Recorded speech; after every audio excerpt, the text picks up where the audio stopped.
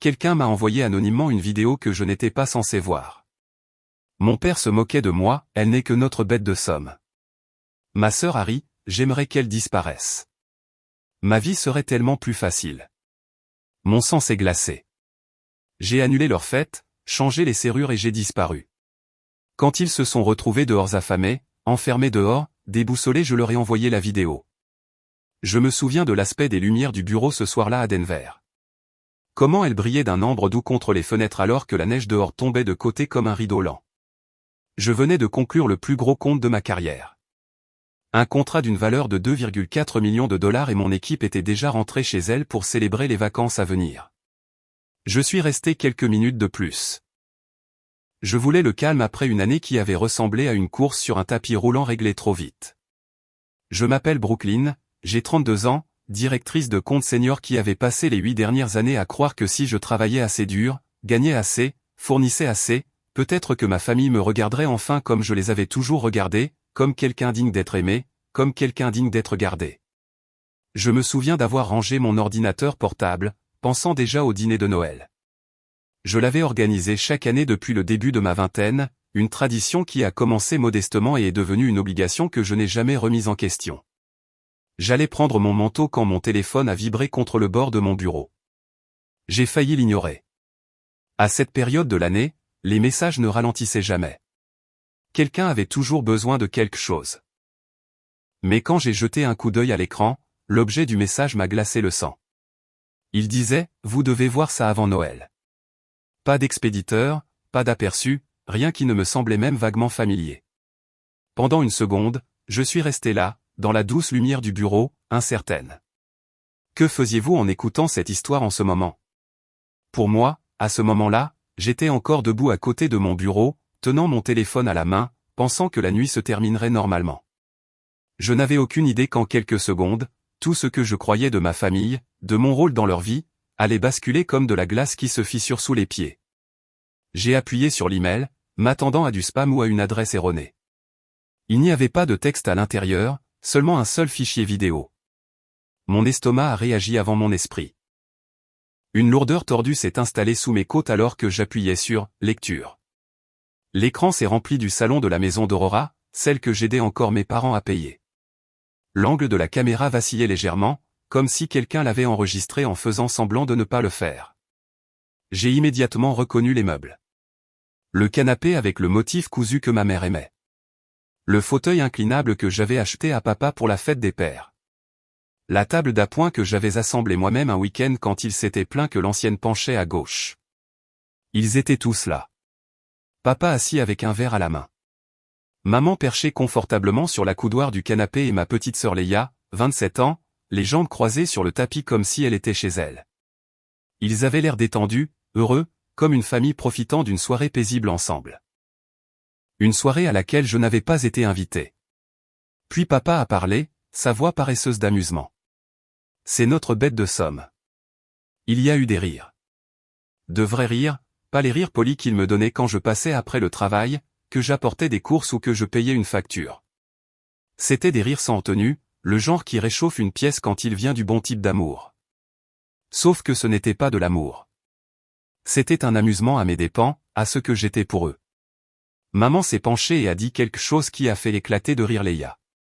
J'ai augmenté le volume, et mon propre rythme cardiaque a rempli mes oreilles alors que la voix de Leia est passée, douce, mais aiguë. J'aimerais qu'elle disparaisse.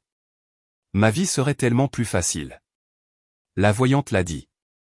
J'ai senti quelque chose glisser dans ma poitrine. Pas se briser exactement, mais bouger d'une manière que je n'avais jamais ressentie auparavant. La voyante. J'avais déjà entendu des bribes de cela. Leia parlait toujours d'énergie et d'aura, de blocage et de manifestation. Mais l'entendre dire que sa vie serait plus facile si je disparaissais était quelque chose de différent. Quelque chose qui m'a donné la chair de poule. J'ai regardé la vidéo une fois, 2 fois, une 3e fois. Chaque fois, le froid s'est propagé un peu plus loin dans ma colonne vertébrale. J'ai attendu le moment où quelqu'un interviendrait et dirait « Assez ». J'ai attendu que maman dise à Leia que c'était trop. J'ai attendu que papa me défende, même un peu. Mais ils ne l'ont pas fait. Ils ont juste laissé le moment passer comme s'il était ordinaire pour eux de parler de moi de cette façon. J'ai regardé autour de mon petit appartement, celui où je vivais parce que mon salaire était étiré dans trop de directions. J'ai vu les murs nus que je n'avais jamais pris la peine de décorer. Le vieux canapé que je m'étais promis de remplacer. La pile de courses en retard qui n'importait jamais parce que les besoins de ma famille passaient toujours en premier. J'ai pensé aux 1850 $ que je payais chaque mois pour leur hypothèque, aux 540 $ pour le paiement du camion de papa que je couvrais depuis près de 2 ans, au transfert sans fin de 3 cents ou 4 cents $ pour les rituels et les cérémonies de Leia visant à réparer sa vie, son énergie ou sa chance. Tout à coup, j'ai compris que je n'étais plus une fille pour eux depuis longtemps. J'étais une ressource, une utilité, quelque chose qui devait fonctionner sans se plaindre. Je me suis assise sur le bord de mon lit, tenant toujours mon manteau dans une main. Ma respiration était faible. J'aurais dû pleurer. J'aurais dû crier. Mais au lieu de cela, quelque chose de stable est monté en moi. Quelque chose que je n'avais pas ressenti depuis des années. Assez. Les mots sont sortis avant que je ne puisse les arrêter. À peine plus qu'un murmure, mais cela a changé l'air autour de moi. Cela s'est installé dans mes os. Ce n'était pas dramatique ou désespéré. C'était vrai, pur, final. J'ai posé le téléphone sur ma table de chevet et je suis restée assise, très immobile. Ce Noël ne suivrait pas le scénario des 12 précédents. Je n'achèterai pas d'ingrédients, je ne ferai pas cuire le jambon, je ne polirai pas l'argenterie que ma mère refusait de laver à la main. Je ne resterai pas dans cette même cuisine, à remuer des sauces et à faire semblant que tout allait bien pendant que ma famille profitait des bienfaits de mon travail. Je ne savais pas exactement ce que je ferais encore, seulement que quelque chose avait pris fin. Au moment où je me suis vu à travers leurs yeux, la bête de Somme qui devait porter le fardeau sans protester, quelque chose en moi s'est finalement libéré du harnais que j'avais porté pendant bien trop longtemps. Et pour la première fois depuis que j'étais adolescente, la pensée de Noël ne me semblait pas lourde. Elle semblait ouverte, comme une route que je ne m'étais jamais autorisé à imaginer, s'étendant vers une vie qui n'appartenait plus à personne d'autre qu'à moi. Je suis restée assise là, dans le calme de mon appartement, un long moment, laissant le silence s'installer dans ma poitrine. Rien dans la pièce n'avait changé, mais tout en moi, si. Le chauffage a cliqueté doucement en s'allumant, remplissant l'espace d'un faible bourdonnement. C'était comme si le monde s'était arrêté juste assez longtemps pour que je puisse respirer. J'ai repris mon téléphone, mais cette fois, je n'ai pas revu la vidéo. Je n'avais pas besoin de voir leur visage se tordre d'amusement. Je n'avais pas besoin d'entendre papa m'appeler, la bête de Somme, ou maman rire comme si c'était la chose la plus drôle qu'elle ait entendue de la semaine. J'ai appuyé sur l'écran et je l'ai mis en mode silencieux. Pas de vibration, pas d'alerte, pas de sonnerie exigeant mon attention. Juste le silence. Un genre de silence que je ne m'étais pas autorisé depuis des années. Je me suis brossé les dents et j'ai enfilé un vieux pull en coton qui s'était adouci avec le temps. L'écran de mon téléphone s'est allumé juste au moment où je retournais dans le salon. Il n'était visible que lorsque je l'ai pris pour le poser face contre table. Le nombre de messages vocaux avait déjà dépassé les 5. La voix de maman est apparue dans l'aperçu, avec ce ton haletant qu'elle utilisait chaque fois qu'elle sentait quelque chose lui échapper. Brooklyn, nous devons passer en revue la liste du dîner de Noël. Arrête de m'ignorer. Puis un autre message superposé juste en dessous. La société de crédit hypothécaire a de nouveau appelé. Ils ont dit que nous étions en retard. Peux-tu t'en occuper aujourd'hui, s'il te plaît? S'en occuper. Comme si j'étais une assistante personnelle. Comme si je ne travaillais pas 10 heures par jour pour maintenir le ménage à flot. Un texto de papa est arrivé ensuite. Pas une question ou une salutation, juste un ordre. Règle l'hypothèque aujourd'hui et vérifie le paiement du camion. Il a été refusé. L'arrogance brutale de ces mots ne m'a pas piqué comme avant. Cette fois, quelque chose en moi a simplement refusé de l'absorber. C'était comme si j'avais développé une nouvelle couche de peau pendant la nuit. J'ai de nouveau posé le téléphone, avec soin et délibération. Je suis allé dans la cuisine et j'ai ouvert le robinet. L'eau a coulé chaude au début, puis plus fraîche, puis assez froide pour picoter. J'ai rempli un verre et je l'ai tenu entre mes paumes, laissant le froid me calmer. J'ai bu lentement, sentant le froid descendre dans ma gorge et s'installer dans mon estomac, dissipant un brouillard que je portais depuis trop longtemps. Quand je suis revenu dans le salon, le téléphone a de nouveau vibré. Cette fois, c'était Leia. L'aperçu ne montrait qu'un extrait du message vocal. Mon énergie est tellement bloquée dernièrement, et c'est à cause de toi. Tu le sais, n'est-ce pas? La voyante m'avait prévenu. J'ai fixé le message sur l'écran, un peu abasourdi, un peu sans surprise. Leia avait toujours vécu dans son propre univers, un univers où la responsabilité se dissolvait dans la lueur du jargon spirituel. Mais l'entendre me blâmer pour son dernier malheur, c'était comme si un dernier fil se rompait. J'ai mis le téléphone de côté et je me suis dirigé vers la fenêtre. Dehors, Denver s'endormait. La rue en bas scintillait de lumière d'hiver et de circulation, les phares fendant l'air froid. Des gens qui n'étaient pas noyés sous les obligations rentraient probablement chez eux dans des cuisines chaudes et des enfants qui attendaient en pyjama. Une vie que je n'avais jamais réussi à construire parce que la mienne était toujours passée à rafistoler celle de quelqu'un d'autre. J'ai appuyé mon front contre la vitre, sentant la légère fraîcheur. Mon souffle a embué un petit cercle qui a disparu aussi vite qu'il s'est formé. J'ai soudain réalisé à quel point mon monde était devenu petit, étroit, silencieux de toutes les mauvaises manières. Quand le téléphone a vibré une troisième fois, j'ai failli rire de sa persistance. Je suis retourné vers le canapé et j'ai jeté un coup d'œil à l'écran par habitude. C'était un texto d'Ellie, la voisine d'en face. Elle était plus âgée, gentille, le genre de femme qui avait toujours des mouchoirs et des bonbons à l'amande dans son sac. Son message était court. Ta mère est restée devant ta porte pendant près de 20 minutes.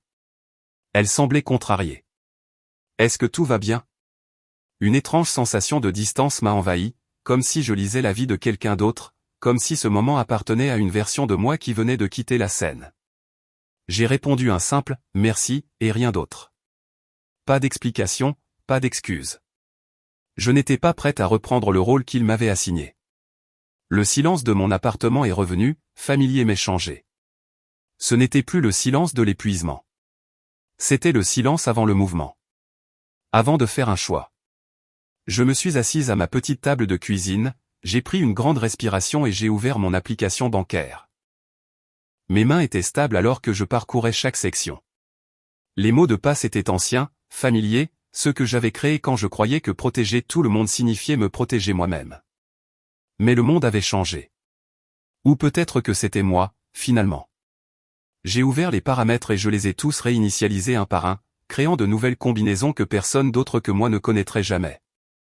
Email, banque, assurance, Amazon, services publics, tous les comptes sur lesquels il s'était tranquillement appuyé pendant des années. Puis j'ai activé l'authentification à 2 facteurs et j'ai regardé les codes de vérification arriver comme une petite tempête silencieuse. Chacun était une autre porte qui se fermait derrière moi. À chaque code reçu, une douce pulsation de soulagement le suivait. Pas de triomphe, pas de colère, juste du soulagement. Une douce récupération de quelque chose que je n'aurais jamais dû laisser partir. La lourdeur dans ma poitrine s'est estompée. Pas complètement, mais assez pour que je sente le premier murmure d'espace en moi. Un espace dont je ne savais pas que j'avais besoin. J'ai ouvert le site web de mon immeuble et j'ai rempli une demande d'entretien. On me demandait une raison. J'ai simplement écrit, pour des raisons de sécurité, et j'ai demandé un remplacement de serrure avant la fin de la journée. Le gérant de l'immeuble a répondu en quelques minutes, confirmant qu'un technicien passerait cet après-midi. Une bouffée de chaleur m'a envahi. Pas le genre qui vient de la résolution d'un problème pour quelqu'un d'autre, mais le genre qui vient du choix de soi-même. C'était à la fois étranger et familier. Mon téléphone s'est de nouveau allumé. Message vocal numéro 12, puis 13, puis 14. Maman alternait entre des plans frénétiques pour Noël et me réprimandait de ne pas répondre. Papa continuait d'envoyer des ordres secs. Leia a laissé un long message décousu sur son aura bloquée et sur le fait qu'elle avait besoin que je lui envoie de l'argent pour une autre séance avec son médium. Cela faisait seulement environ 12 heures que j'étais silencieuse. Pourtant, pour eux, mon silence était déjà une urgence. Ils dépendaient tellement de ma réponse immédiate que tout retard leur semblait une trahison. Je pensais autrefois que cela me rendait importante. Maintenant, je voyais que cela me rendait utile. J'ai allumé la bouilloire, laissant le son me calmer. L'air sentait légèrement la menthe poivrée d'une bougie que j'avais allumée plus tôt cette semaine.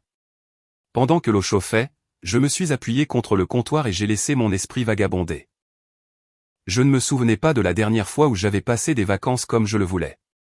Chaque Noël avait été une performance, où je jouais la fille fiable, le ciment émotionnel, la bouée de sauvetage financière. Cette année était censée être la même. Un autre dîner que je préparais. Une autre soirée à faire semblant que tout allait bien. Mais la vidéo m'a montré ce qui existait sous la surface. Et une fois que l'on voit la vérité, on ne peut plus l'ignorer. La bouilloire a sifflé doucement. J'ai fait du thé et je l'ai apporté sur le canapé. Je me suis blotti sous une couverture, non pas pour me cacher, mais pour m'installer avec un sentiment que je n'ai pas reconnu au début.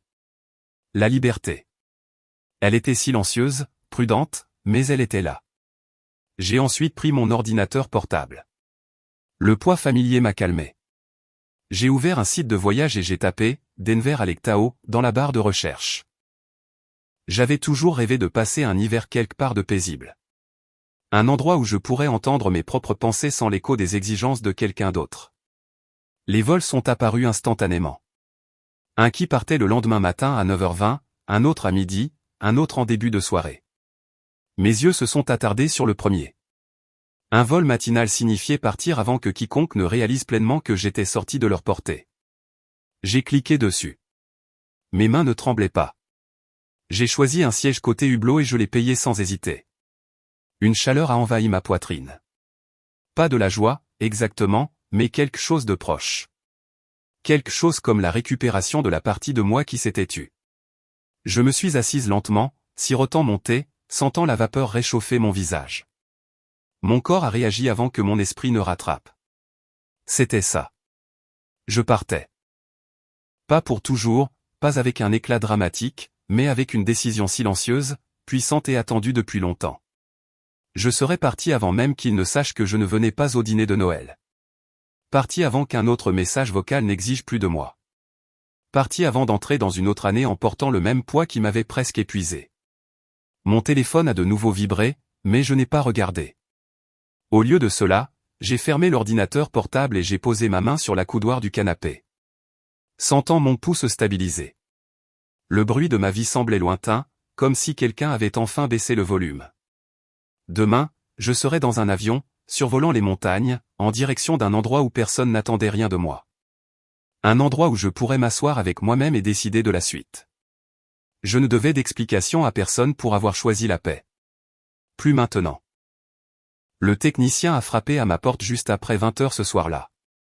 Un jeune homme aux yeux bienveillants et à la ceinture à outils est entré. Pendant qu'il travaillait sur la serrure, enlevant l'ancienne et installant la nouvelle, je me tenais à proximité, écoutant les clics et les tours. Chaque son ressemblait à la fermeture d'un chapitre, même si je n'avais pas encore mis de mots sur ce que serait le suivant. Il a serré la dernière vis et m'a remis le nouveau jeu de clés. Je l'ai remercié, et quand il est parti, le couloir est redevenu silencieux. Mon appartement me semblait différent maintenant, plus sûr, plus à moi. Ma confirmation de vol était dans mes emails. Ma valise était prête dans le placard, et chaque message de ma famille restait sans réponse sur mon téléphone. Je me suis de nouveau approché de la fenêtre et j'ai regardé les lumières de la ville. La lueur de la ligne d'horizon scintillait dans l'air froid, un rappel silencieux que le monde était plus grand que la petite boîte dans laquelle j'avais été piégé si longtemps. Quelque chose en moi s'est finalement apaisé. À 9h20 le lendemain matin, je serais quelque part dans les airs entre Denver et Lake Tahoe, laissant derrière moi la vie qui m'avait enchaîné pendant bien trop longtemps. Et cette fois, je n'avais pas peur du silence. J'étais prête pour lui. À 9h20 le lendemain matin, je serais quelque part dans les airs entre Denver et Lake Tahoe, laissant derrière moi la vie qui m'avait enchaîné pendant bien trop longtemps. Mais avant de pouvoir disparaître, il y avait une chose que je devais comprendre. Je devais savoir qui avait enregistré cette vidéo et pourquoi elle m'était parvenue cette nuit-là en particulier. Je me suis réveillé tôt, bien avant que le soleil ne se lève sur la ville. J'ai fait du café, je me suis assise à la petite table de la cuisine et j'ai regardé le parking silencieux en bas. Le monde me semblait différent, comme si j'étais descendu d'un train en marche et que tout continuait de défiler à toute vitesse. Mon vol était réservé, mes bagages à moitié faits, et pourtant une question revenait en boucle dans mon esprit. Qui l'a envoyé? Et qu'essayait-on de me dire? À 8h30, j'avais envoyé un message à une seule personne qui pouvait connaître la vérité. Quelqu'un que je connaissais à peine, mais qui avait été assez souvent dans cette maison pour avoir vu des aspects de ma famille que je n'avais jamais vus. Marina Folney. J'ai tapé un court message lui demandant si elle pouvait me retrouver pour un café en centre-ville. Elle a répondu en quelques minutes et a suggéré un petit endroit sur la rue Lamé qui ouvrait tôt et était généralement calme. J'ai pris une douche, je me suis habillé en jean et en pull chaud, et je suis sorti dans le froid matin de Denver. L'air me mordait les joues alors que je marchais depuis le parking, mais le froid m'a aidé à rester concentré. Je n'avais aucune idée de ce que Marina dirait. Je savais seulement que j'avais besoin de l'entendre. Le café était chaud et sentait la cannelle et le café torréfié. Elle était déjà là, assise près du fond, les mains enroulées autour d'une tasse, ses cheveux noirs tombant sur une épaule. Quand elle m'a vu, elle m'a fait un petit signe de la main et un sourire prudent. Le genre qu'on donne à quelqu'un qu'on a rencontré quelquefois, mais qu'on ne connaît jamais vraiment. Je me suis glissé sur la banquette en face d'elle. Pendant quelques secondes, nous nous sommes juste regardés, essayant toutes les deux de combler le fossé entre la politesse et l'honnêteté. Elle a parlé la première, sa voix plus basse que dans mon souvenir. J'ai compris que tu avais vu la vidéo. J'ai hoché la tête, mes doigts se resserrant sur ma tasse. C'est toi qui l'as envoyé. Elle a immédiatement secoué la tête. Non, mais c'est moi qui l'ai enregistré. Un instant, je n'ai pas pu respirer. Même si une partie de moi l'avait soupçonné, l'entendre le dire, c'était comme une corde qui se serrait à l'intérieur de ma poitrine. Je lui ai demandé pourquoi, et elle a poussé un long soupir, comme si elle le retenait depuis des mois. Il y a 2 ans, Leia m'a entraîné voir un guérisseur énergétique. Elle disait qu'elle avait besoin d'aide parce que son aura était lourde. Marina a levé les yeux au ciel doucement, non pas par moquerie, mais par une reconnaissance lasse. C'était le genre d'expression qui me disait qu'elle avait vécu cela plus d'une fois. Le guérisseur lui a dit que quelqu'un dans sa vie bloquait son chemin, assombrissait sa lumière, l'empêchait de réussir. Et Leia est devenue obsédée par l'idée que c'était toi. Je me suis penché en arrière, laissant les mots s'installer. Cela semblait ridicule et pourtant douloureusement familier. Leia avait toujours cru que sa vie changerait si elle trouvait la bonne personne pour lui dire ce qu'elle voulait entendre. Elle m'a blâmé, ai-je dit doucement. Marina a hoché la tête. Elle en parlait constamment. C'est passé de commentaires idiots à quelque chose de plus sombre, comme si elle avait besoin que tu disparaisses pour que sa vie puisse enfin commencer. Un petit tremblement m'a parcouru. Pas de la peur, exactement, mais une reconnaissance froide de quelque chose que j'avais ignoré pendant trop longtemps. Je lui ai demandé comment l'enregistrement s'était produit. Elle a croisé les mains devant elle et a parlé avec précaution, comme si elle rejouait chaque image dans son esprit. Je suis allé aux toilettes. Quand je suis revenu, ils parlaient tous dans le salon. Ton père, ta mère, Leia, et ils riaient d'une manière que je ne les avais jamais entendus rire auparavant. Ce n'était pas une blague, cependant. C'était méchant. C'était ciblé, et c'était facile pour eux. Sa voix s'est adoucie. J'ai sorti mon téléphone sans réfléchir. Je suppose que j'avais juste besoin de prouver que c'était aussi cruel que ça en avait l'air. Je l'ai regardé, essayant d'imaginer la soirée à travers ses yeux, la chaleur d'une réunion de famille, la lumière des lampes, le léger bourdonnement d'une conversation décontractée, puis la cruauté prononcée si nonchalamment que cela semblait répéter. Tu as bien fait, ai-je murmuré, bien qu'une partie de moi souffrait, sachant que la vérité venait d'une étrangère et non de quelqu'un de ma famille. Mais je ne l'ai pas envoyé, a-t-elle ajouté rapidement. Je le jure. Il y avait quelques autres personnes là-bas ce soir-là, des amis de tes parents. N'importe qui aurait pu me voir l'enregistrer. N'importe qui aurait pu en faire une copie. Je ne l'ai montré à personne. J'ai baissé les yeux sur mes mains, absorbant ces paroles. Quelqu'un d'autre. Quelqu'un dans cette pièce qui avait regardé ma famille me déchirer avec leur rire. Quelqu'un qui l'a vu et a choisi de m'envoyer tranquillement la vérité. Penses-tu qu'il voulait m'aider, ai-je demandé. Marina a hésité. Peut-être. Ou peut-être voulait-il simplement que tu saches à quoi tu avais affaire. Peut-être pensait-il que tu méritais l'honnêteté, même si ça faisait mal. J'ai senti quelque chose bouger à nouveau en moi, de la même manière que lorsque j'avais regardé la vidéo pour la première fois. Une pièce de puzzle qui s'emboîte. Marina s'est légèrement penchée en avant. Brooklyn, s'ils parlaient de toi comme ça alors que tu n'étais même pas dans la maison, imagine ce qu'ils ont dit au cours des 8 dernières années. Imagine comment ils te voient vraiment. Ces paroles étaient douces, mais elles ont atterri avec la force de la vérité. 8 ans de virements bancaires, de dîners de Noël, de paiements d'urgence, de longues nuits à résoudre leurs problèmes. 8 ans à croire que l'amour signifiait porter tous les fardeaux. J'ai inspiré lentement, laissant la douleur s'étendre puis changer de forme. Ce n'était plus une blessure. C'était de la clarté. Un genre de clarté qui ne vient que lorsque quelqu'un vous tend un miroir sur la partie de votre vie que vous refusez de regarder. Marina m'a observé attentivement. Je pouvais voir qu'elle attendait, peut-être craignant d'en avoir trop dit, mais j'ai secoué la tête et lui ai adressé un sourire faible et fatigué. Merci. Tu n'étais pas obligé de me dire tout ça. Elle a levé sa tasse, son expression s'adoucissant. Peut-être pas, mais je me suis dit que quelqu'un devrait le faire. Nous sommes restés assises là quelques minutes de plus, parlant de tout et de rien. Le temps, le travail, le calme de la ville avant les fêtes. Mais sous tout cela se cachait quelque chose de non dit, une reconnaissance que les fondations de ma vie s'étaient fissurées et que quelqu'un d'autre m'avait aidé à regarder la ligne de faille au lieu de faire semblant qu'elle n'existait pas. Quand je me suis finalement levé pour partir, Marina m'a légèrement touché le bras. Quoi que tu choisisses de faire ensuite, assure-toi que c'est pour toi. J'ai hoché la tête, sentant la vérité de ses paroles s'installer profondément. En sortant à nouveau dans le froid matinal, le vent a balayé la rue et a emporté le dernier brin d'hésitation qui persistait en moi. J'ai resserré mon manteau autour de mon corps et j'ai commencé à marcher. Le vol du matin attendait déjà dans un coin de mon esprit.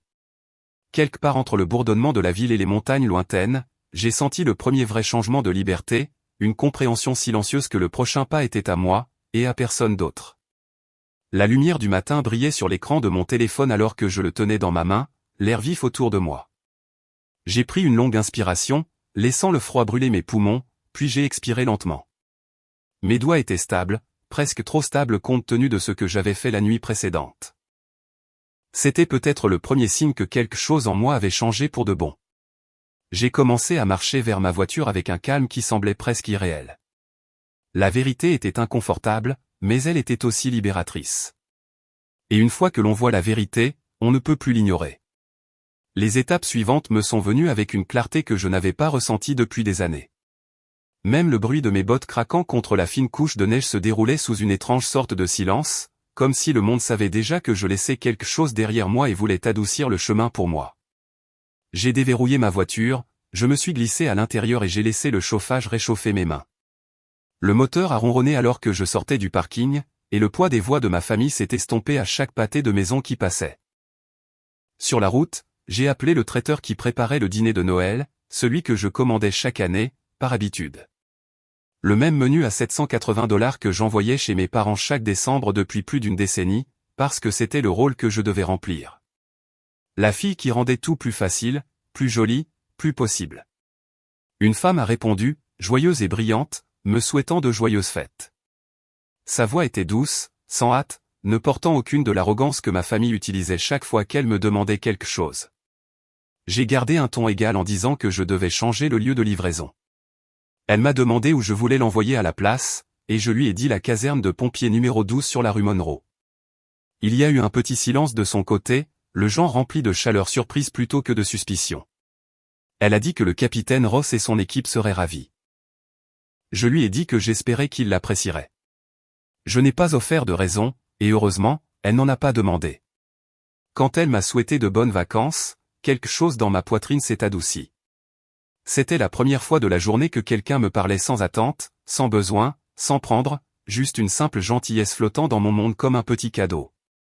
J'ai conduit le reste du chemin jusqu'à la maison avec la mâchoire desserrée pour la première fois depuis l'ouverture de la vidéo anonyme. Au moment où je me suis garé et que je me suis dirigé vers mon immeuble, le soleil d'hiver était déjà bas, donnant à toute une teinte ambrée douce. À l'intérieur de mon appartement, le silence m'a accueilli comme un vieil ami. J'ai enlevé mes chaussures, j'ai accroché mon manteau, puis je me suis assise devant mon ordinateur portable et j'ai ouvert mon tableau de bord bancaire. Les chiffres sur l'écran me fixaient comme s'ils appartenaient à quelqu'un d'autre. Pendant des années, mon salaire me traversait directement pour aller dans une douzaine d'endroits différents, aucun n'étant le mien. Cela faisait si longtemps que je n'avais pas regardé mon argent sans calculer immédiatement quelle facture des leurs devait être couverte ensuite. J'ai cliqué sur chaque paiement automatique, les annulant un par un. Le paiement hypothécaire de $1850 que je couvrais pour mes parents depuis près de 8 ans. Disparu. Le paiement du camion de $540 pour le pick-up brillant que papa insistait être essentiel à son identité. Disparu. Le paiement mensuel d'essence de $110 pour le même camion. Disparu. Chaque virement à Leia pour ses nettoyages énergétiques, ses réinitialisations d'aura, ses mises au point spirituelles et ses consultations psychiques. Disparu en quelques secondes. Tout cela a disparu avec de petits messages de confirmation sans émotion. Mon curseur a survolé chacun d'eux par habitude, attendant que la culpabilité monte et m'arrête. Rien ne s'est produit. Pas de culpabilité, pas de peur, pas même d'hésitation. Seulement du soulagement, stable et chaud, comme une corde qui glisse de mes épaules. Dès que le dernier paiement automatique a disparu, mon téléphone a vibré brusquement contre le coussin du canapé. Maman. Puis Leïa, puis de nouveau maman, comme si la pure persistance pouvait me ramener dans le rôle qu'elle refusait de me voir quitter. Je l'ai laissé sonner, regardant leur nom clignoter et s'estomper. Un nouveau message vocal de maman est apparu, et bien que je ne l'ai pas écouté immédiatement, je connaissais déjà la cadence. D'abord l'indignation, puis la panique, puis la culpabilité. Sa voix épaisse et dramatique, m'accusant de gâcher Noël, disant qu'elle ne savait pas comment ils organiseraient le dîner sans mon aide, pleurant sur le fait que les voisins parleraient. Un autre message vocal est venu de Leïa, qui semblait plus agacée qu'inquiète.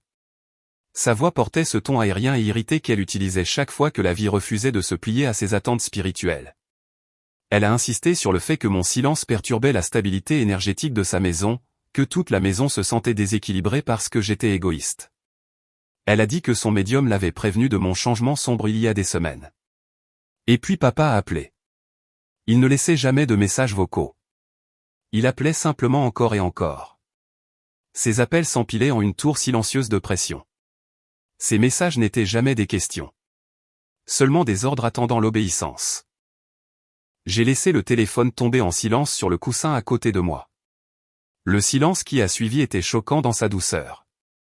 Au lieu de m'engager, j'ai ouvert mes paramètres de sécurité et j'ai mis à jour chaque mot de passe lié à ma vie. Pas seulement un changement mineur, mais une reconstruction complète. Nouvel identifiant de messagerie, nouvelles informations d'identification bancaire, nouveau code d'authentification, authentification à 2 facteurs activés pour chaque compte. Des couches et des couches de protection que je ne m'étais jamais autorisé à créer. Pendant des années, j'avais laissé des portes ouvertes pour qu'ils puissent entrer quand ils le voulaient. Maintenant, ces portes se fermaient, claquant doucement. Vers midi, je suis allé au bureau pour finaliser une dernière responsabilité. L'immeuble était silencieux, comme le sont souvent les bureaux la veille des vacances. Les gens sont déjà chez eux avec leur famille, se préparent à prendre des vols ou se dépêchent de terminer des délais. Je me suis déplacé dans les couloirs en me sentant plus légère, mais pas non alourdie. Je me suis dirigé directement vers le bureau d'Anglounat Caro, notre directeur des opérations, examiner des rapports. Il a levé les yeux avec une expression chaleureuse et surprise quand j'ai frappé. « Brooklyn, tout va bien ?» Son inquiétude était douce, pas envahissante. J'ai hoché la tête. J'ai besoin de prendre un peu de temps. 2 semaines à partir de demain si possible. Nat s'est penché en arrière, m'étudiant de cette manière mesurée qu'il avait. Je venais de conclure le plus gros compte de l'entreprise du trimestre, un accord de 2,4 millions de dollars qui m'avait distingué. Il connaissait mon éthique de travail. Il savait que je ne faisais pas de demandes impulsives. Après un moment, il a dit qu'il l'approuverait immédiatement. Il n'a pas indiscrètement cherché des explications sur mon visage. Il a juste fait confiance à ma connaissance de mes limites et les a respectées. « Fais-moi savoir si tu as besoin de quelque chose », a-t-il dit. Une phrase si simple, si normale, mais pour quelqu'un qui avait passé des années à n'être interpellé que lorsque quelqu'un voulait quelque chose, l'offre m'a frappé comme étant étrangère et douce à la fois. Le respect. Cela faisait si longtemps que je ne l'avais pas ressenti que j'avais presque oublié à quel point c'était apaisant. Je l'ai remercié et je suis sorti, m'élevant un peu plus à chaque pas. Au moment de mon retour à la maison, le soleil de l'après-midi avait baissé, donnant à la neige dehors une teinte rose dorée douce. J'ai sorti ma valise du placard, la même valise bleu marine que j'utilisais pour les voyages d'affaires, et j'ai commencé à plier méthodiquement des vêtements, des pulls chauds, des chaussettes épaisses, des jeans, des bottes confortables, une écharpe que j'avais à peine portée parce que chaque hiver, j'étais trop occupé à courir entre les urgences de ma famille pour profiter du froid. Chaque pièce que je pliais ressemblait à une déclaration. Toutes les quelques minutes, mon téléphone s'allumait à nouveau. Maman pleurait. Papa exigeait que je réponde. Leïa m'accusait de saboter son aura. Leurs messages s'empilaient comme des briques contre une porte que j'avais déjà décidé de garder fermée. À un moment donné, le téléphone a vibré si fort qu'il a glissé d'un pouce sur le coussin du canapé. Je l'ai ignoré. J'ai zippé ma valise et je l'ai posée près de la porte. Puis j'ai regardé autour de moi dans le petit appartement qui avait été à la fois mon refuge et mon piège. Les meubles usés que je n'ai jamais remplacés parce que quelque chose d'autre surgissait toujours. Les murs que je n'ai jamais décorés parce que cela me semblait temporaire, même si j'y vivais depuis des années. La nouvelle serrure, récemment installée, brillait légèrement dans la lumière déclinante, me rappelant que la sécurité était maintenant quelque chose que je pouvais choisir, pas quelque chose que j'attendais. Un autre message est apparu sur mon écran, mais je l'ai ignoré. J'ai éteint complètement le téléphone, regardant l'écran s'éteindre. Le silence était plein de soulagement, d'espace, de possibilités.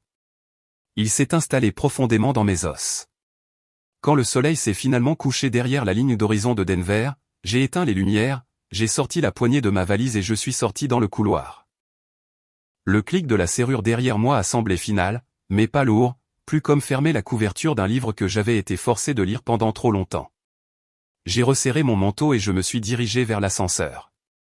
Le couloir était sombre, silencieux, le genre de calme qui précède une tempête ou un lever de soleil. En moins de 12 heures, je serais dans un avion, laissant Denver derrière moi avant que ma famille ne comprenne même que je n'étais plus à leur portée. Les portes de l'ascenseur se sont ouvertes avec un doux carillon, et je suis entré. L'air était frais, l'éclairage faible. J'ai regardé les chiffres descendre alors que l'ascenseur me transportait d'étage en étage, et quelque chose s'est détendu en moi. Un nœud qui se défait, un poids qui se dissout, une vérité qui s'installe. Pour la première fois de ma vie d'adulte, je quittais un endroit sans regarder en arrière. Et je ne me sentais pas perdu. Je me sentais retrouvé. Le lendemain matin est arrivé tôt. Je me souviens à peine du trajet jusqu'à l'aéroport. Juste les rues sombres et les petites flaques de lumière des lampadaires glissant sur le capot de la voiture de covoiturage. Au terminal, j'ai agi en pilote automatique, enregistrant mon sac, passant la sécurité, trouvant ma porte d'embarquement. C'était étrange de voyager pour moi-même et non pour le travail ou pour une urgence familiale. Pas d'ordinateur portable plein de diapositives de présentation. Pas de liste de courses pour maman collée à un meuble. Juste moi et une petite valise.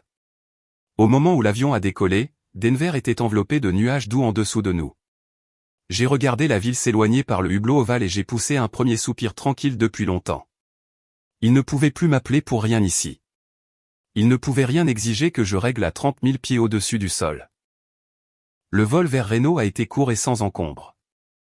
De là, une navette a serpenté vers les Ktao, passant devant de grands pins saupoudrés de neige et des pentes rocheuses abruptes. L'air semblait plus clair, plus léger. Quand la navette a finalement tourné dans la longue allée du Summit Crest Lodge, j'ai eu le souffle coupé. Le lodge était situé sur une hauteur surplombant le lac. Sa façade en bois sombre et en pierre était parsemée de fenêtres chaudes. De la fumée s'échappait d'une cheminée, et les portes vitrées reflétaient le paysage enneigé comme un tableau.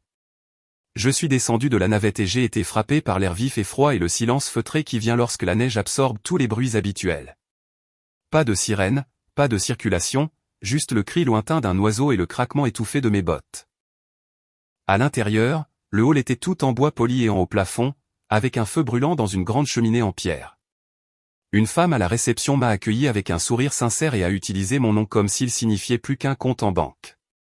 Quand elle m'a remis la carte clé de ma chambre et un plan du lodge, je me suis senti presque coupable, comme si je m'étais introduite dans une vie destinée à quelqu'un d'autre. Ma chambre donnait sur le lac. Par la grande fenêtre, je pouvais voir l'eau s'étendre, d'un gris bleu profond sous un ciel pâle, encadré par des arbres chargés de neige.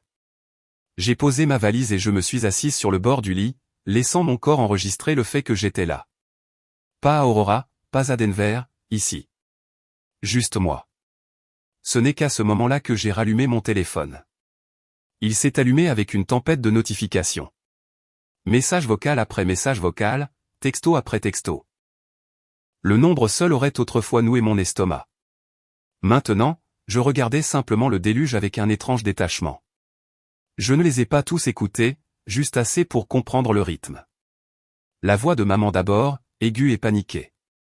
Elle me grondait de ne pas répondre, puis glissait rapidement vers la supplication. Elle disait que les épiceries seraient bondées et qu'elle avait besoin de finaliser la liste du dîner de Noël. Elle me rappelait à quel point la famille comptait sur mes compétences organisationnelles. Il y avait un autre message concernant la société de crédit hypothécaire qui appelait à nouveau, sur le fait qu'elle ne comprenait pas leurs avis. Le message vocal de Yaila avait un ton différent. De l'agacement teinté de dramatisme. Elle se plaignait que mon silence perturbait l'énergie du foyer, que toute la maison se sentait déséquilibrée parce que j'étais égoïste. Elle a dit que le médium l'avait prévenu que je pourrais résister à mon destin, mais qu'elle avait besoin que je coopère pour notre bien à toutes les deux. J'ai écouté celui-là 2 fois, étonné de la manière dont elle avait soigneusement réarrangé l'histoire. Dans son esprit, mes limites étaient une attaque contre son progrès spirituel. Les messages de papa étaient courts et froids. Pas de questions sur l'endroit où j'étais. Pas d'inquiétude. Du moins, pas le genre que je reconnaissais comme de l'inquiétude. Juste une exigence que j'appelle la banque, que j'appelle la société de crédit hypothécaire, que je règle le paiement du camion, que je règle les services publics. Sa voix portait la même autorité qu'il utilisait quand j'étais adolescente, demandant les clés de la voiture. Comme si mon âge adulte était un prêt et toujours sujet à révocation. J'ai posé le téléphone sur la table de chevet et je suis allé à la fenêtre. Dehors, quelques personnes se promenaient le long d'un sentier qui serpentait vers le lac.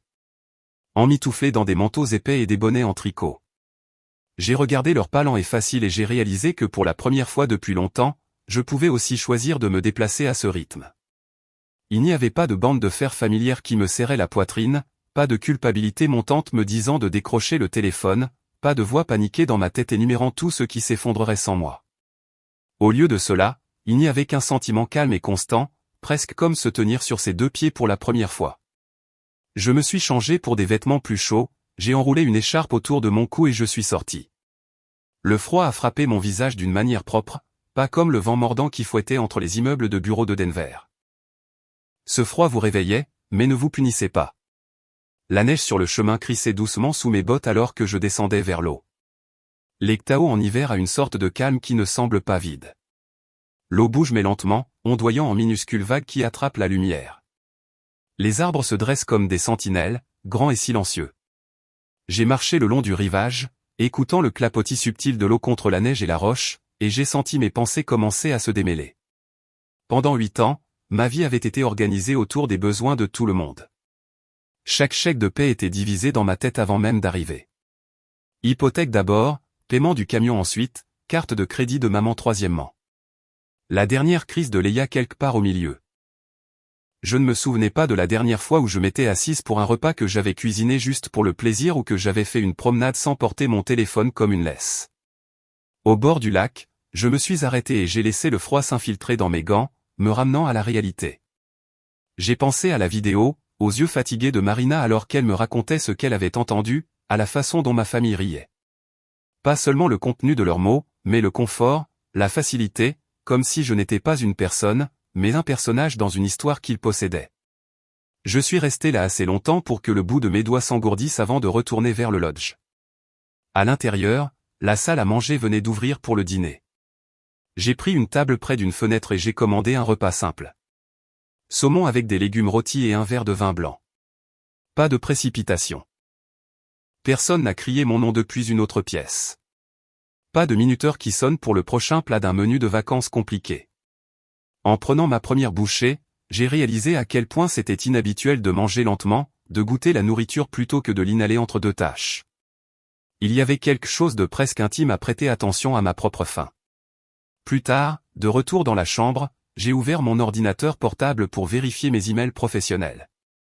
Un message de Chloé Brandt se trouvait en haut de la boîte de réception. Elle était un nouveau membre de l'équipe de vente, ambitieuse et désireuse d'apprendre, et elle m'avait suivi sur quelques appels. Son email était poli mais un peu anxieux.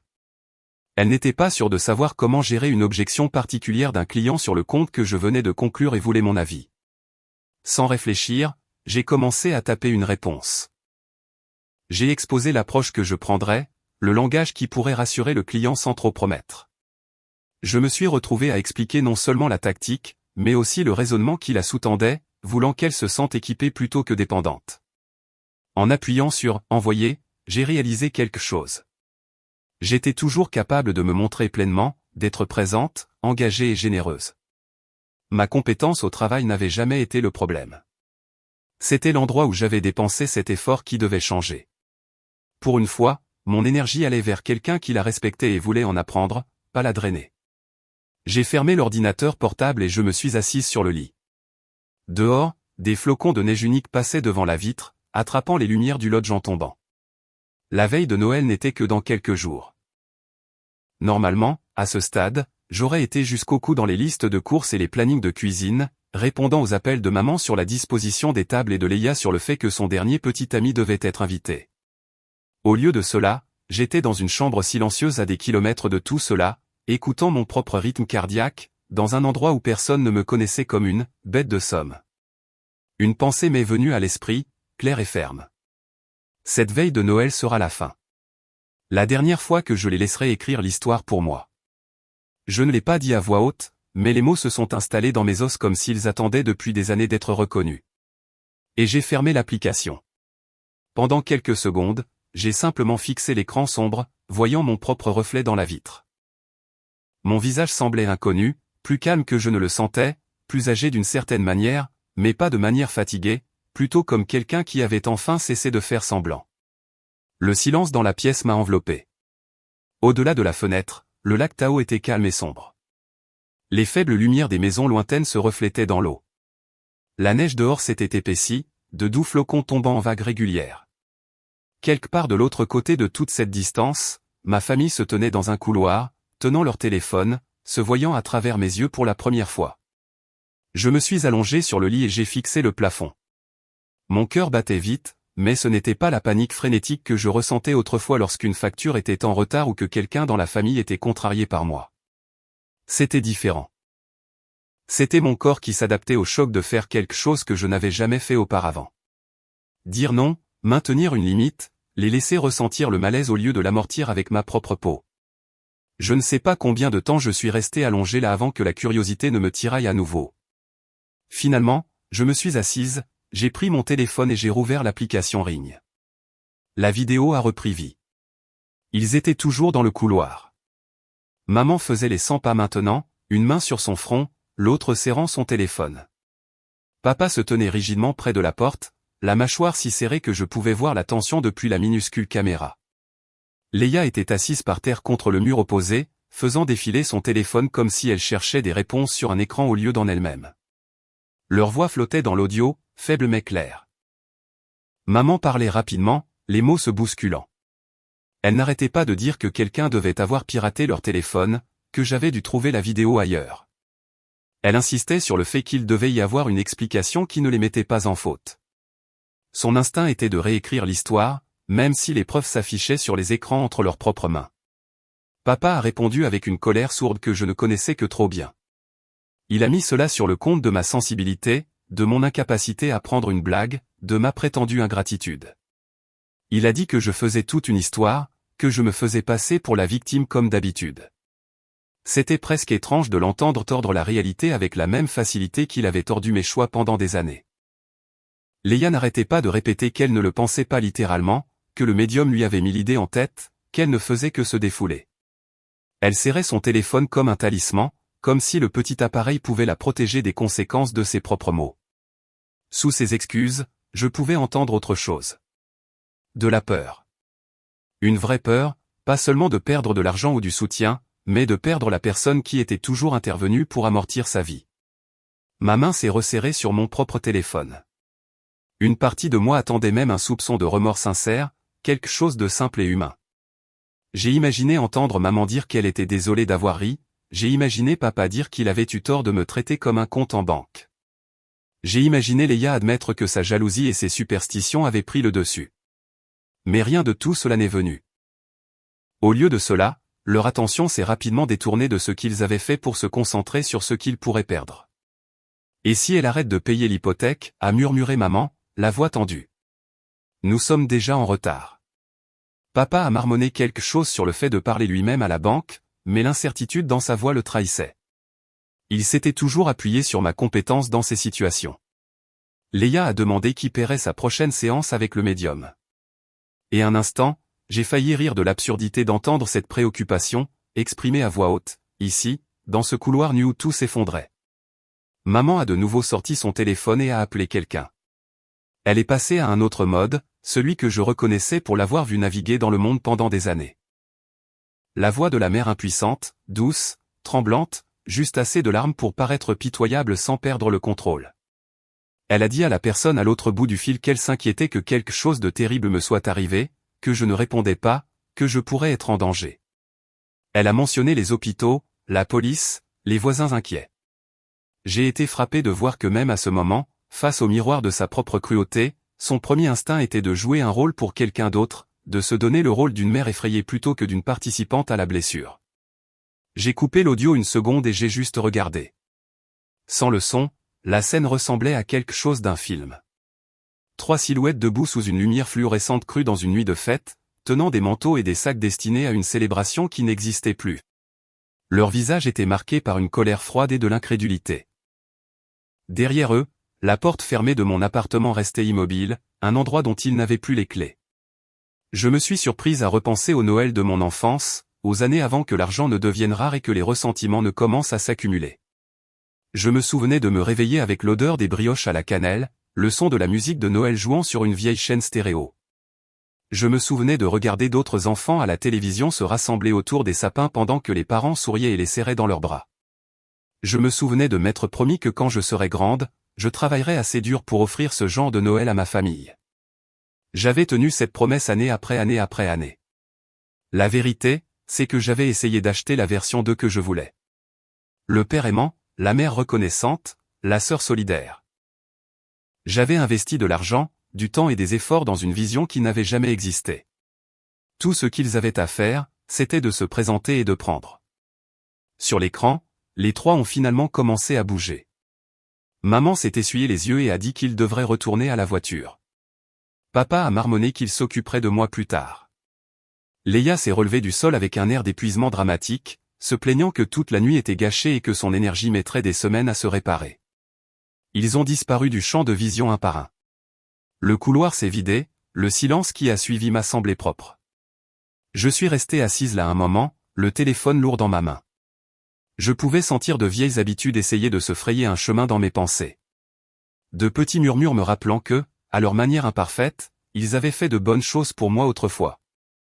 Qu'ils étaient toujours ma famille. Que cela pourrait être un malentendu si je prenais juste le temps d'en parler. Mais je me suis souvenu du son de leur rire alors qu'ils m'appelaient « la bête de Somme ». La façon dont papa a levé son verre dans cette vidéo et a porté un toast à ma prime comme si elle leur appartenait par défaut. La façon dont Léa avait dit qu'elle souhaitait que je disparaisse, croyant de tout son cœur que sa vie s'améliorerait au moment où je sortirais de la sienne. Je me suis souvenu de Marina assise en face de moi, calme et stable, disant que ce que j'avais vu n'était pas de l'amour. J'ai éteint l'application Ring et j'ai posé le téléphone sur la table de chevet. La pièce semblait plus douce sans leurs images sur l'écran, comme si un poids avait été retiré de l'air lui-même.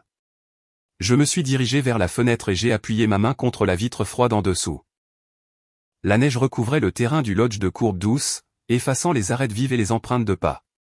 Quelques clients se promenaient entre les bâtiments, leur rire faible mais sincère. À l'intérieur d'autres chambres, des lampes chaudes brillaient. Des silhouettes bougeaient. Les gens vivaient leur propre vie sans que j'aie à les soutenir. J'ai pensé à ce que demain ressemblerait pour ma famille.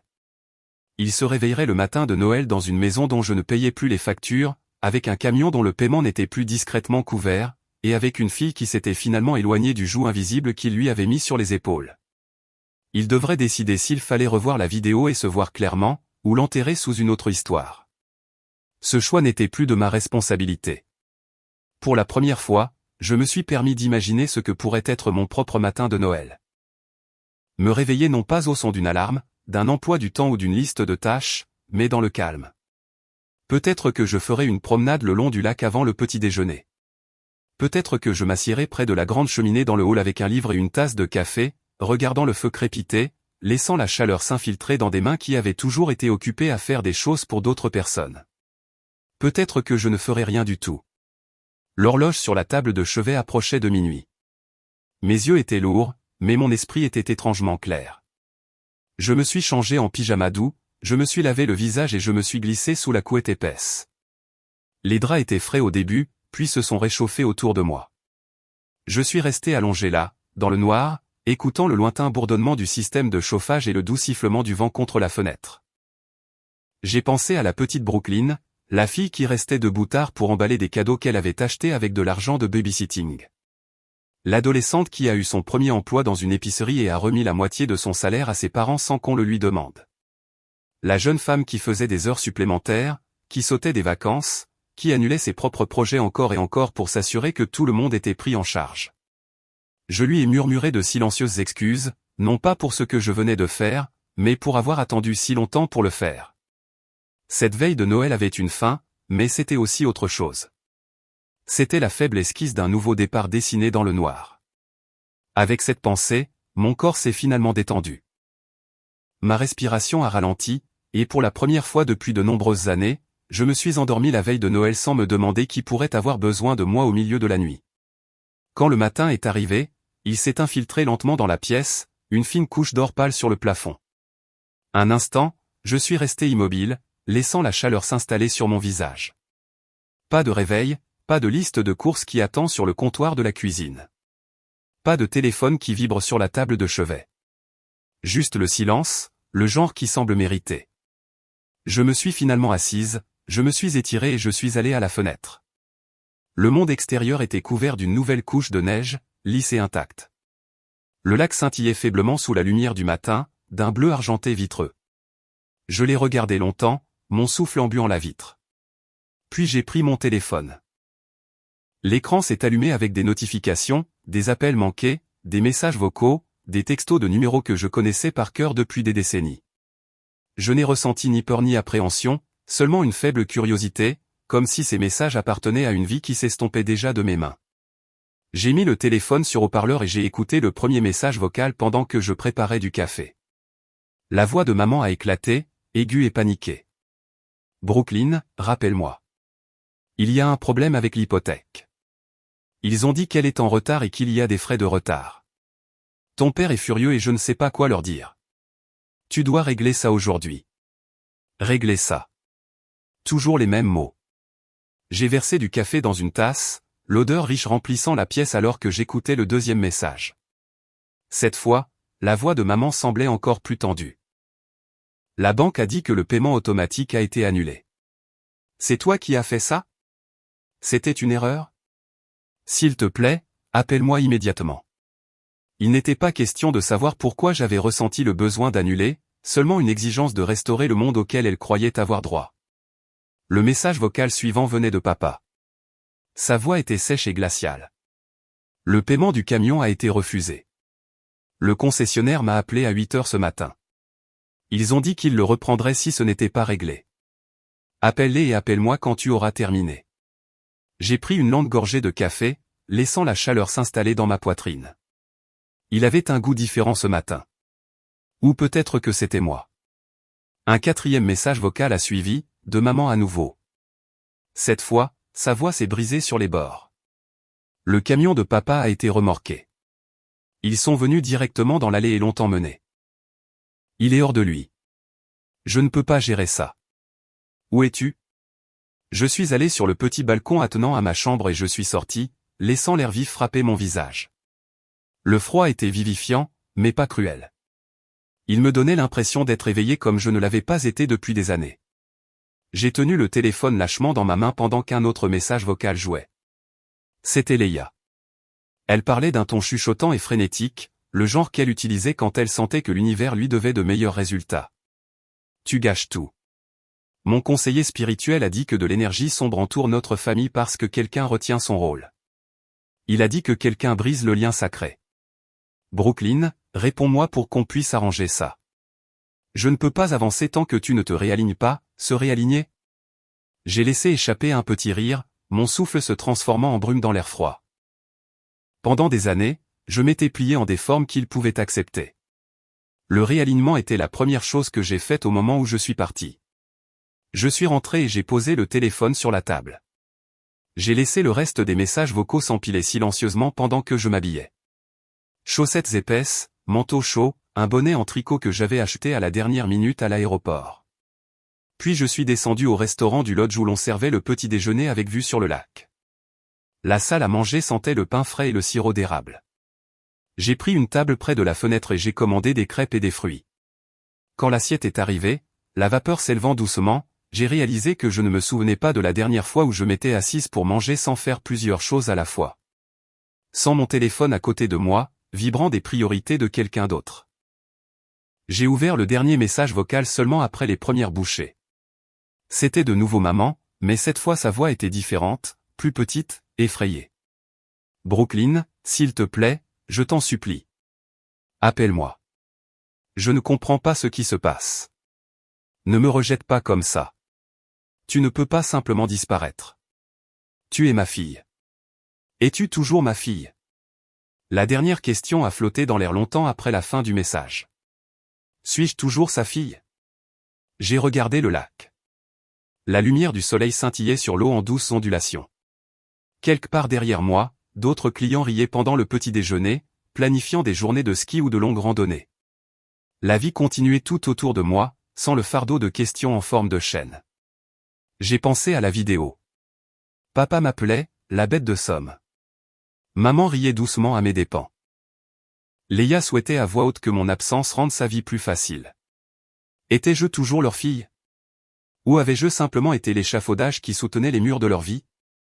Les crêpes se sont dissoutes sur ma langue alors que je réécoutais le message vocal, non pas parce que j'avais besoin de l'entendre, mais parce que je voulais voir si un vieil instinct s'agitait en moi. Aucun ne l'a fait. J'ai supprimé le message sans hésiter, non pas parce que je voulais la blesser, mais parce que y répondre aurait signifié accepter une version de moi-même qui ne convenait plus. J'ai fini mon petit déjeuner lentement, savourant chaque bouchée. Ensuite, je suis sorti sur le rivage du lac. Mes bottes crissaient dans la neige fraîche. Le froid me pinçait les joues et faisait se dilater mes poumons à chaque respiration. Le monde me semblait plus grand d'une manière qu'il ne l'avait pas été auparavant. Ou peut-être m'étais-je tellement rétréci que tout le reste semblait énorme. Je me suis assise sur un banc face à l'eau. Une poignée de canards glissait sur la surface, laissant des ondulations en forme de V derrière eux. Quelques enfants riaient près du lodge, tassant la neige en forme maladroite. Je les ai regardés, me souvenant d'une époque où le matin de Noël signifiait quelque chose de simple. Du chocolat chaud, un pyjama neuf. Le rire de mon père avant qu'il ne devienne acerbe et amer. C'était peut-être la vérité la plus difficile à accepter. Qu'on pouvait aimer quelqu'un et quand même s'en éloigner. Qu'on pouvait être la fille de quelqu'un et quand même refuser d'être son sacrifice. Mon téléphone a de nouveau vibré, mais je ne l'ai pas pris. Le son ressemblait à un écho lointain d'une vieille vie. Au lieu de cela, j'ai laissé mes yeux dériver sur le lac. La neige tombait légèrement, adoucissant tout ce qu'elle touchait. J'ai senti quelque chose en moi s'adoucir aussi. Pas envers eux, mais envers moi-même. Quand je me suis finalement levé, enlevant la neige de mon manteau, je me suis senti plus légère. Non pas parce que les conséquences avaient disparu. Elles étaient réelles, et elles ne faisaient que commencer. Mais parce que le poids n'était plus à moi de le porter. En retournant vers le lodge, le vent a soulevé les extrémités de mon écharpe. Le froid a piqué mes joues, mais il a aussi réveillé quelque chose de chaud en moi, quelque chose de stable. Pour la première fois, leur monde s'effondrait sans que je le tienne ensemble, et je ne ressentais rien d'autre que la paix. Ce sentiment m'a accompagné au cours des jours suivants, chaleureux et silencieux, comme une petite lumière que je gardais dans mes mains. Mon séjour à l'Ectao s'est déroulé à un rythme doux. Les matins au bord de l'eau, les après-midi à lire près du feu dans le lodge, les soirées où je dînais lentement et laissais mon esprit vagabonder sans une seule obligation qui m'attendait de l'autre côté du repas. Mais le temps ne s'arrête pas, même quand on le voudrait. Mon congé approuvé de fin et j'avais une date de fin claire, et je m'étais promis de retourner au travail avec une autre sorte de colonne vertébrale que celle que j'utilisais à la maison. À l'approche de ma date de retour, j'ai réservé un vol pour Denver et j'ai quitté le lodge avec un calme que je n'aurais jamais imaginé un mois plus tôt. Dans l'avion, j'ai allumé mon téléphone et j'ai parcouru plusieurs nouveaux messages vocaux sans appuyer sur « Lecture ». Une transcription a attiré mon attention. Maman disait que tante Meredith pensait qu'elle devrait venir me trouver en personne. L'idée m'a serré l'estomac un instant, puis s'est calmée. Bien sûr, ils enverraient quelqu'un. Il était plus facile d'envoyer un émissaire que de se regarder dans le miroir. J'ai laissé le message en attente. Le matin de mon retour au bureau, Denver était glacial. Le ciel était d'un bleu pâle et dur, et mon souffle se transformait en nuage devant moi alors que je conduisais dans le parking souterrain sous l'immeuble Fin-Edge. Les murs en béton et les lumières tamisées me semblaient étrangement réconfortants, prévisibles, un endroit où je connaissais les règles. Je me suis garé à ma place habituelle et j'ai coupé le moteur. Un instant, je suis resté assise là, les mains sur le volant, écoutant le tic-tac du moteur qui refroidissait. Le téléphone a vibré doucement dans mon sac, mais je l'ai ignoré. Aujourd'hui, j'allais monter pour signer quelques documents des ressources humaines qui officialiseraient le temps personnel que j'avais pris. C'était tout. Pas de détour. Quand j'ai finalement ouvert la portière, l'écho de mes bottes sur le sol du garage a semblé trop fort. J'ai jeté mon sac sur mon épaule et je me suis dirigé vers la rangée d'ascenseurs. À mi-chemin, je l'ai vue. Tante Meredith. La sœur aînée de ma mère était appuyée contre un pilier en béton près des ascenseurs, enveloppée dans un lourd manteau de laine couleur vin sombre. Ses cheveux étaient parfaitement coiffés comme toujours, un carré argenté soigné qui ne semblait jamais bouger. Elle tenait son sac à main contre son corps avec ses deux bras, les mains gantées, la posture raide. Elle n'avait pas l'air de quelqu'un qui s'était retrouvé accidentellement dans un parking souterrain. Elle avait l'air de quelqu'un qui préparait une embuscade. Elle m'a vu et s'est redressée. Brooklyn. Sa voix a porté facilement dans l'air froid. Il y avait un mélange de soulagement et d'accusation que je ne connaissais que trop bien. Je me suis arrêté à quelques mètres, gardant assez de distance pour ne pas me sentir acculé. Tante Meredith, ai-je dit, montons aussi neutre que possible. Que faites-vous ici? Elle a laissé échapper un petit rire tendu, le genre qui sortait quand elle était sur le point de sermonner quelqu'un. Ta mère est hors d'elle, a-t-elle dit. Elle m'a dit que tu avais disparu. Elle est certaine que quelque chose de terrible est arrivé. Je lui ai dit que je viendrais te parler, savoir ce qui se passe. J'ai laissé les mots me submerger. L'ancienne moi se serait précipitée pour la rassurer, pour promettre que j'allais bien et que j'appellerais maman immédiatement, pour apaiser sa panique, pour nettoyer le désordre émotionnel. La nouvelle moi a juste regardé. Je vais bien, ai-je dit. J'ai pris une pause. C'est tout. Ses yeux se sont légèrement plissés alors qu'elle étudiait mon visage. Tu ne réponds pas aux appels de ta mère, ni à ceux de ton père, ni à ceux de ta sœur. Elle a secoué un peu la tête. Ce n'est pas toi, Brooklyn. Ce n'est pas bien. J'ai senti ma mâchoire se crisper, puis je l'ai consciemment détendue. C'est peut-être plus moi que vous ne le pensez, ai-je dit doucement. Elle a ignoré cela. Ta mère m'a parlé des avis d'hypothèque, a-t-elle poursuivi. Et du camion. Et Leia? Elle a dit que tu les avais coupés comme ça, juste avant l'hiver. Son ton s'est aiguisé. Comment as-tu pu faire ça? La banque parle déjà de saisie. Tes parents ont la soixantaine. Ils ne peuvent pas tout recommencer. Le poids de son regard s'est pressé contre moi comme une main. J'ai choisi mes mots avec soin. Ce n'est pas moi qui ai arrêté de payer leurs factures, ai-je dit.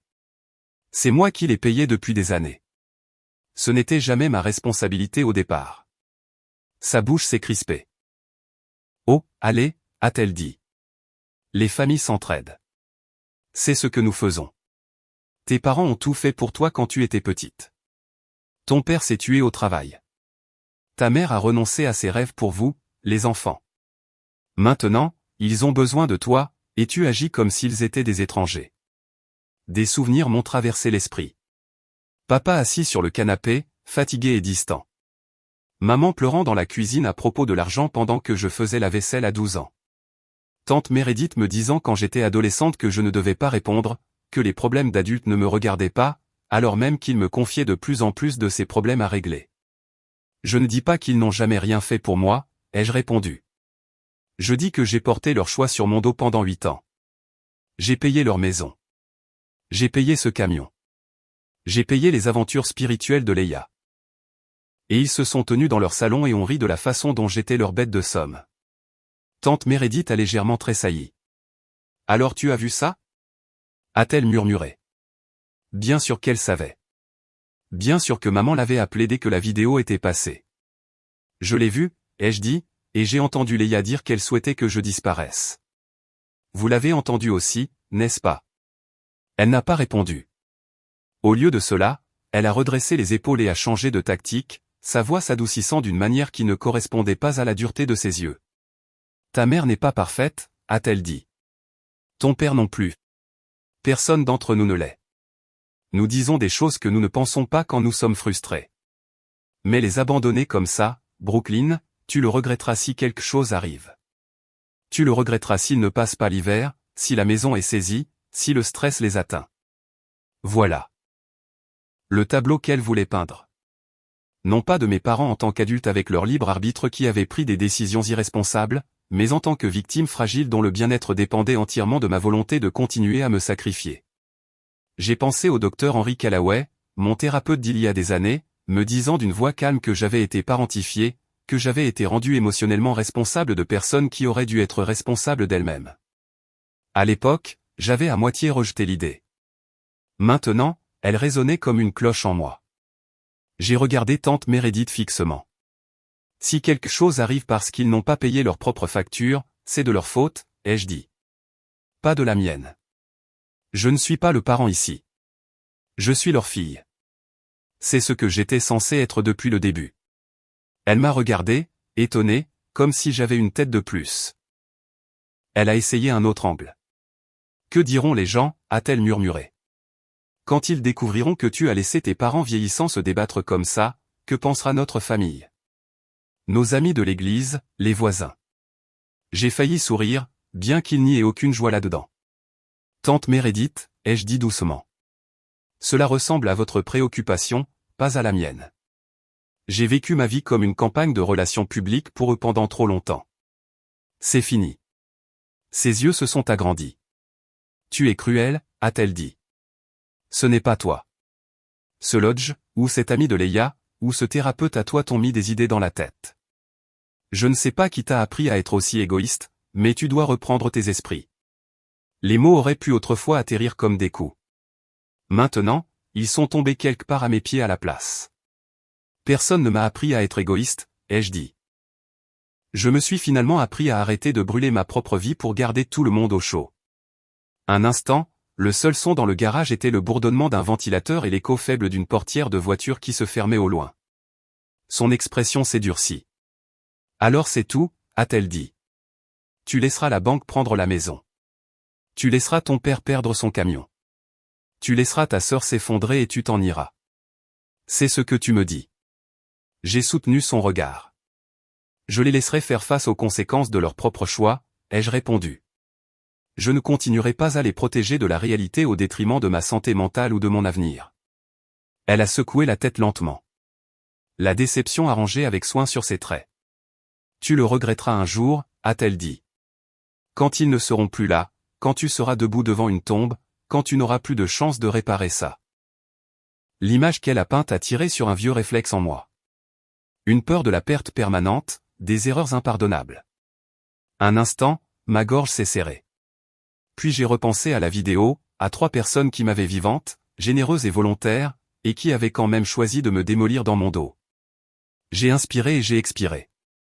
S'ils voulaient mon amour, ils devaient le traiter comme quelque chose de précieux quand ils l'avaient, ai-je dit, pas comme une ressource qu'ils pouvaient drainer et dont ils pouvaient rire. Je ne continuerai pas à échanger ma vie contre leur confort. Son visage est devenu rouge, un mélange de colère et d'incrédulité.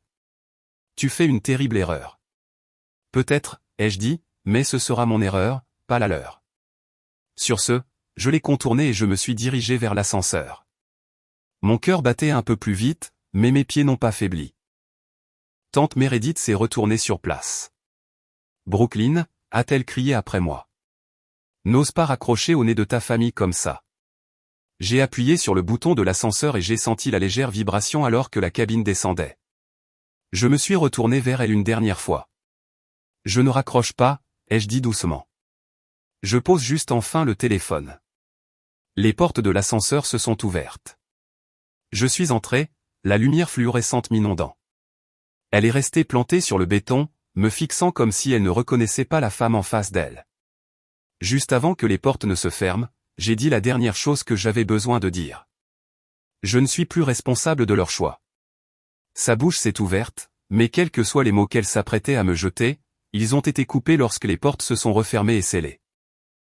Alors que l'ascenseur commençait à monter, j'ai senti la vibration à travers mes chaussures et jusque dans mes jambes. C'était la sensation physique de s'éloigner de quelque chose qui m'avait maintenu en place pendant bien trop longtemps. Pour la première fois, j'ai laissé le silence de mon côté de l'histoire subsister sans me précipiter pour le combler. Quand les portes se sont ouvertes à l'étage de fin Edge, l'odeur familière du bureau, de café et d'encre d'imprimante, s'est échappé. J'ai traversé le couloir silencieux, j'ai signé les derniers papiers des ressources humaines, j'ai répondu à quelques emails professionnels et j'ai gardé l'esprit calme. Je n'ai plus regardé mon téléphone. Pas une seule fois. En fin d'après-midi, j'étais déjà de retour à l'aéroport avec un billet aller simple pour Reno en main. Je n'ai pas trop réfléchi. Je savais simplement que la vie dont j'avais besoin m'attendait quelque part près de l'Ectao, dans le genre de calme qui permet à une personne de se faire une nouvelle peau. Une semaine plus tard, j'ai signé un bail pour une petite maison de ville dans le comté de Nevada. Elle se trouvait à quelques kilomètres du lac, nichée dans une rangée de maisons modestes avec des pins qui se penchaient doucement au-dessus. L'endroit avait une étroite allée en briques, un petit balcon à l'étage et un petit bout de cour clôturé qui pourrait un jour abriter un jardin, si j'apprenais un jour à en planter un. La première fois que j'ai déverrouillé la porte d'entrée, l'espace m'a semblé vide, mais plein de possibilités. Des murs pâles, des planchers de bois franc, une seule suspension qui se balançait légèrement au gré de l'air que je laissais entrer avec la porte. Je suis resté dans l'entrée avec ma valise à côté de moi et j'ai écouté le silence. Un vrai silence, pas le genre qui attend qu'une demande le brise. J'ai passé cette première soirée sur le sol du salon, les jambes croisées, mangeant un plat thaïlandais à emporter dans un récipient en papier. La ville était calme en hiver, mais des voitures passaient de temps en temps sur la route à l'extérieur, leurs phares balayant les murs comme de doux fantômes amicaux. J'ai pris de longues bouchées, laissant la chaleur du curry s'installer en moi. Le silence était si étrange au début, il semblait presque bruyant. Au cours des jours suivants, j'ai meublé la maison de ville pièce par pièce. Une petite table à manger en bois avec 2 chaises au lieu de 6. Un canapé gris doux qui n'avait pas besoin de résister aux réunions de famille. Une lampe à la lueur ambrée chaude qui rendait les soirées sûres. J'ai accroché une estampe encadrée de l'Ectao au mur et j'ai posé un bol sur le comptoir où la lumière du soleil se rassemblait le matin. Chaque décision était mienne, non pas basée sur un budget serré par les choix de quelqu'un d'autre ou sur un besoin d'impressionner ou de s'adapter. Juste mienne. Fin Edja a approuvé ma demande de travail hybride sans sourciller. Nat Caro a envoyé une brève note me félicitant pour un autre trimestre très performant, indiquant clairement que mon emplacement importait beaucoup moins que mes résultats. Pour la première fois, mon travail me semblait être quelque chose qui servait ma vie au lieu de la consumeur. J'ai installé un petit bureau près de la fenêtre de l'étage et j'ai disposé mon ordinateur portable, mon agenda et une petite plante que j'ai achetée sur un coup de tête dans un magasin local. Certains matins, je travaillais avec un pull enroulé autour de mes épaules, le brouillard de la vallée s'accrochant encore aux arbres à l'extérieur. En pause, je sortais sur le balcon et je regardais les oiseaux sautiller le long de la balustrade.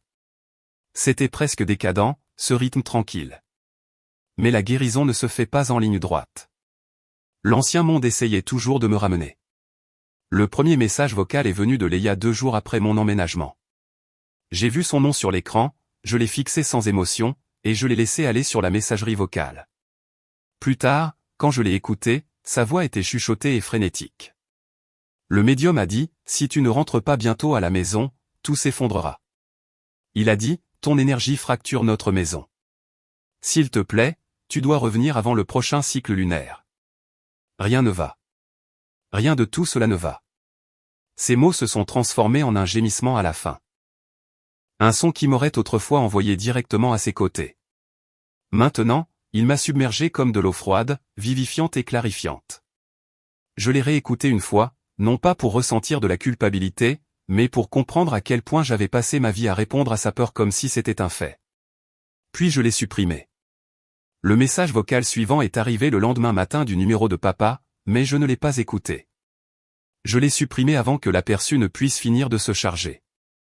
Après cela, je suis allé dans mes paramètres et j'ai commencé à bloquer leurs numéros un par un. Maman, papa, Leia, même tante Meredith. Un clic silencieux à chaque fois, une porte qui se ferme. Ce n'était pas de la colère. C'était paisible. Un autre type de message est arrivé le lendemain. Chloé du travail a demandé un appel vidéo, le genre marqué « urgent ». Quand j'ai répondu, son visage a rempli l'écran, anxieux et pâle. Elle s'est excusée de me déranger en dehors des heures de travail, puis a bafouillé jusqu'à ce qu'elle admette finalement que sa famille lui avait demandé plusieurs milliers pour couvrir ce qu'ils appelaient un « revers temporaire ». Plus elle parlait, plus il devenait clair qu'elle vacillait sur le même bord que celui sur lequel j'avais vécu pendant des années. J'ai écouté, vraiment écouté. Finalement, j'ai demandé, que se passerait-il si vous disiez non ? Elle a cligné des yeux comme si la question elle-même était un objet étrange qu'elle n'avait jamais tenu auparavant. Il dirait que je ne me soucie pas d'eux, a-t-elle murmuré. Il dirait que je suis égoïste. Ma gorge s'est serrée, non pas de douleur, mais de reconnaissance. Et puis j'ai dit quelque chose que je n'avais jamais dit à personne auparavant. Être une fille ne signifie pas financer le déni de quelqu'un d'autre de ses propres responsabilités. Ses yeux se sont remplis de larmes. Elle a couvert sa bouche et a hoché la tête. Un instant, aucune de nous n'a parlé. Elle laissait quelque chose s'installer en elle, tout comme je l'avais fait autrefois. À la fin de l'appel, elle s'est essuyé les yeux et a réussi un petit sourire. Merci. Je ne me sens plus folle. Après, je me suis assise dans mon fauteuil de bureau et j'ai regardé par la fenêtre. Quelque part dans le comté de Nevada, la neige commençait à fondre autour de la base des arbres, révélant des parcelles de terre. De petits changements, silencieux, mais toujours réels. Ma propre vie ressemblait à ça. Le sol apparaissant là où il y avait toujours eu de la neige. Cet après-midi-là, en vérifiant mes emails, une confirmation se trouvait en haut de ma boîte de réception. Votre réservation pour Florence en avril est confirmée. J'ai lu l'objet 2 fois, le souffle coupé. Il y a 6 ans, j'avais prévu ce voyage. J'avais économisé, fait des recherches, tracé les musées que je voulais voir, j'avais même appris des phrases de base en italien. Puis maman avait perdu son travail, Léa avait eu besoin d'une autre série de conseils psychiques et le camion de papa était tombé en panne. Le rêve était donc retourné sur l'étagère. Un dossier soigné dans un tiroir marqué « Un jour ». Maintenant, un jour, avait une date de départ. J'ai cliqué sur l'email pour l'ouvrir. Les détails du vol, l'itinéraire. Une petite note de l'agence de voyage me souhaitant un beau voyage. Je suis resté assise là longtemps, fixant l'écran. L'idée semblait presque irréelle. Moi, marchant dans des rues bordées de pierres séculaires. Moi, sirotant un expresso dans un café à Florence sans que personne n'appelle pour demander si je pouvais couvrir une facture ou régler une crise. Moi, existant pour moi-même. Mes yeux ont piqué de manière inattendue, mais les larmes ne sont pas tombées. Elles sont restées là, chaudes et stables. Pas de la tristesse, pas même de la joie, juste une sorte d'incrédulité silencieuse que ma vie puisse s'étendre au-delà de ses anciennes frontières. Je me suis levé et je me suis dirigé vers la petite table à manger que j'avais assemblée moi-même. Le bois brillait doucement à la lumière de fin d'après-midi. J'ai passé mes doigts le long du bord lisse. C'était à moi. Cette pièce était à moi. Cet avenir était à moi. Dehors, le ciel était devenu d'un bleu plus profond. Quelques premières étoiles scintillaient faiblement à travers les branches des grands pins. Je me suis approché de la fenêtre et j'ai appuyé légèrement mon front contre la vitre. Pour la première fois de ma vie, j'avais choisi une maison non par obligation, par commodité ou par peur de décevoir qui que ce soit. Je l'ai choisie parce que je m'y sentais bien, parce qu'elle me donnait de l'espace pour respirer, parce que la vue depuis la fenêtre me relâchait le cœur d'un pouce silencieux à la fois. Et alors que j'étais là, regardant la soirée s'installer, j'ai compris quelque chose que je n'avais jamais compris auparavant. La vie ne commence pas quand les autres remarquent enfin votre valeur. Elle commence au moment où vous décidez que vous méritez la vie que vous continuez à imaginer. Un vent léger a brossé les branches à l'extérieur. Quelques aiguilles de pin ont tapoté la fenêtre comme des doigts. J'ai fermé les yeux et j'ai laissé le calme s'infiltrer en moi. C'était ce qui se rapprochait le plus de la liberté que j'ai jamais connue.